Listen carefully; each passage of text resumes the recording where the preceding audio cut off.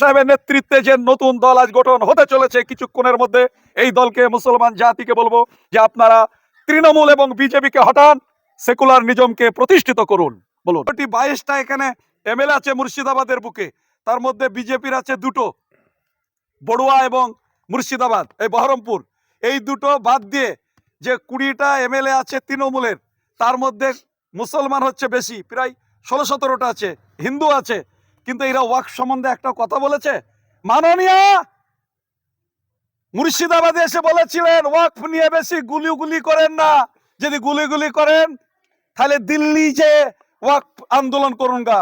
মাননীয়কে 26-এ পশ্চিমবঙ্গের মানুষ দিল্লিতে ভোট দিতে যাবে, এই পশ্চিমবঙ্গে মাননীয় আর ভোট হবে না।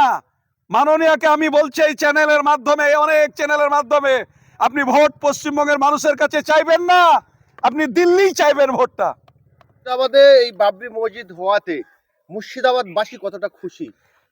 100% খুশি। যারা সরকারের নেতা মন্ত্রী আছে, যারা সরকারের চটি চাটা আছে, তারা বাদ জনগণ অত্যন্ত খুশি যে আমাদের সেই আবেগপূর্ণ যে আবেগ ছিল হৃদয়ের মাঝে, বাবরি মসজিদ ধ্বংস করেছিল কর সেবকরা 1992 সালে 6 আগস্ট, 6 ডিসেম্বর। সেই মসজিদ আজকে আমরা মুর্শিদাবাদের মাটিতে সেই নামের মসজিদ হতে চলেছে। এটা 100% জনসাধারণ, জনগণ, জনসাধারণ, মুসলিম ধর্মপ্রাণ আব্বাজান ভাইজানরা অত্যন্ত খুশি বলেই তো এখানে দান নিতে পারা যাচ্ছে না, এত দান আসছে আল্লাহর রহমতে। একটা কথা বলতে চাই, মন্দির যিনি করেছেন তাকে সাসপেন্ড করা আগে দরকার ছিল দলের। মসজিদ করলে যদি সাসপেন্ড হন হুমায়ুন কবির, তাহলে তিনি মন্দির করেছেন, তিনাকেও মাননীয়কেও সাসপেন্ড করা দরকার ছিল এই দলের। কিন্তু এই দলের একটাই তো পোস্ট, আর বাকি সব ল্যাম্প পোস্ট। সুতরাং জনগণ বুঝে ফেলেছে, 26-এ জবাব দিয়ে দেবে। এই সরকার মুসলমানদের শিক্ষা দীক্ষা থেকে অনেক দূরে রেখেছে, আজকে ওবিসি থেকে শিক্ষিত সমাজকে বঞ্চিত করছে এই সরকার, কিন্তু কথা বলতে পারছে না। কথা সরকারের বিরুদ্ধে কথা বললে পানি কেস, গেজা কেস, এইসব কেস দিয়ে ঢোকাবার চেষ্টা চালিয়ে যাচ্ছে। কিন্তু আগামী নির্বাচনে জনগণের সঠিক উত্তর দেবে। বিজেপি এবং তৃণমূলকে উৎখাত করে সেকুলার নিজমকে প্রতিষ্ঠিত করার জন্য প্রতিটি মানুষের কাছে আবেদন করছি। মুর্শিদাবাদে 70%-এরও বেশি মুসলিম সম্প্রদায়ের মানুষের বসবাস। সেই জায়গায় তৃণমূল কংগ্রেস কি 22টার মধ্যে কোনো সিট উদ্ধার করতে পারবেন, জিততে পারবেন? না 22টাই? যদি মানুষের জ্ঞান থাকে, মুসলিম সমাজে যদি জ্ঞানী মানুষ বসবাস করেন, এই সুযোগ যদি মুসলিম সমাজের লোক হাতছাড়া করেন, তাহলে এখানে আরএসএস এর ব্রেনে পশ্চিমবঙ্গ আরো চলবে। সুতরাং মুসলমান যেখানে 77% মুসলিম, এখানে প্রতিটি মুসলমানের সজাগ হওয়া উচিত। তৃণমূল এবং বিজেপিকে বহিষ্কার করে মেলা দল আছে, সেই দলকে মুসলমানদের সমর্থন করা উচিত বলে আমি মনে করছি। সেকুলার নিজম দল করতে হবে। আরএসএস এর দুর্গাকে সমর্থন করছি না এবং করব না। আরএসএস এর প্রধান মোহন ভাগবত বলছে যে এই যে বাবরি মসজিদ এটা পুরনো ইস্যু, নতুন করে ঝগড়া লাগাবার চেষ্টা করছে। আরএসএস কি বলছে আমার দেখার দরকার নেই, বিজেপি কি বলছে আমার দেখার দরকার নেই। ওখানে বাবরি মসজিদ করার জন্য মহামান্য হাইকোর্ট যখন পারমিশন দিয়েছেন, মসজিদ হবে। আরএসএস, বিজেপি, বজরং, শিবসেনা, যারা কর সেবক আছেন ভারতবর্ষের বুকে, তারা তো মুসলিম বিরোধী লোক। আর মোহন ভাগবত তো হচ্ছে দুর্গা মাননীয়া, মোহন ভাগবতের কাছে মাননীয়া তো দুর্গা। সুতরাং আরএসএস এর ব্রেনে পশ্চিমবঙ্গ চলে। মুসলিমদেরকে খুবই স্লো পয়জনে শেষ করে দেওয়ার চক্রান্ত চলছে পশ্চিমবঙ্গে। তাই আমি বলবো, চটি চাটাদের কথা লক্ষ্য না করে মুসলিম সমাজের উচিত 26-এ এর জবাব দেওয়া।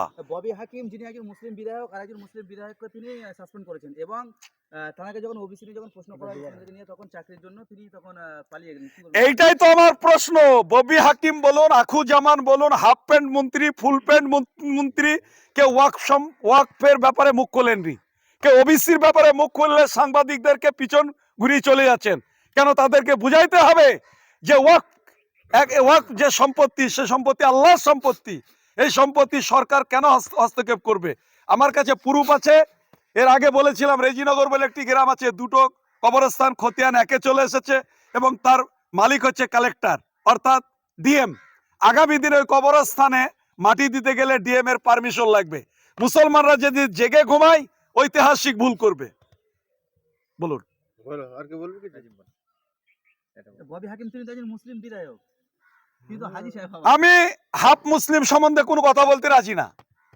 যারা কালী পুজো করে, যারা দুর্গা পুজো করে, হাদিস এবং কোরআনের যদি আপনি আমাকে মশলা জিজ্ঞেস করেন বলতে পারবো, তাদেরকে ফের কলমা পড়ে মুসলমান হতে হবে। এই যে আরে এখানকার যত নেতা আছে চটি চাটা, তারা দুর্গা পুজো, কালী পুজো সব পুজো করছে, ইসলামিক কৃষ্টি কালচারকে বর্জন করছে। এই হুমায়ুন কবির তো বিজেপি গিয়ে মাথায় তিলক লাগিয়েছিলেন। হুমায়ুন কবির বিজেপিতে গিয়েছিল এই তৃণমূলের অত্যাচারে। তৃণমূল অত্যন্ত অত্যাচার করেছিল, এদের অত্যাচারে অত্যাচারিত হয়ে আশ্রয় নেওয়ার জন্য গিয়েছিল বিজেপির কাছে।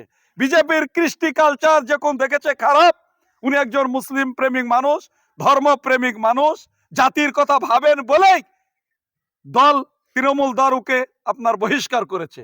যে কোটি 22টা এখানে এমএলএ আছে মুর্শিদাবাদের বুকে, তার মধ্যে বিজেপির আছে দুটো, বড়ুয়া এবং মুর্শিদাবাদ এই বহরমপুর। এই দুটো বাদ দিয়ে যে 20টা এমএলএ আছে তৃণমূলের, তার মধ্যে মুসলমান হচ্ছে বেশি, প্রায় 16-17টা আছে, হিন্দু আছে। কিন্তু এরা ওয়াকফ সম্বন্ধে একটা কথা বলেছে। মাননীয় মুর্শিদাবাদে এসে বলেছিলেন ওয়াকফ নিয়ে বেশি গুলি করেন না, যদি গুলি করেন তাহলে দিল্লি যে ওয়াকফ আন্দোলন করুন গা। মাননীয়কে 26-এ পশ্চিমবঙ্গের মানুষ দিল্লিতে ভোট দিতে যাবে, এই পশ্চিমবঙ্গে মাননীয় আর ভোট হবে না। মাননীয়কে আমি বলছি এই চ্যানেলের মাধ্যমে, অনেক চ্যানেলের মাধ্যমে, আপনি ভোট পশ্চিমবঙ্গের মানুষের কাছে চাইবেন না, আপনি দিল্লি চাইবেন ভোটটা। 22টা বিধানসভা সিট রয়েছে, সেই জায়গায় হুমায়ুন কবির আলাদা করে দল তৈরি করে কতটা প্রভাব পড়বে?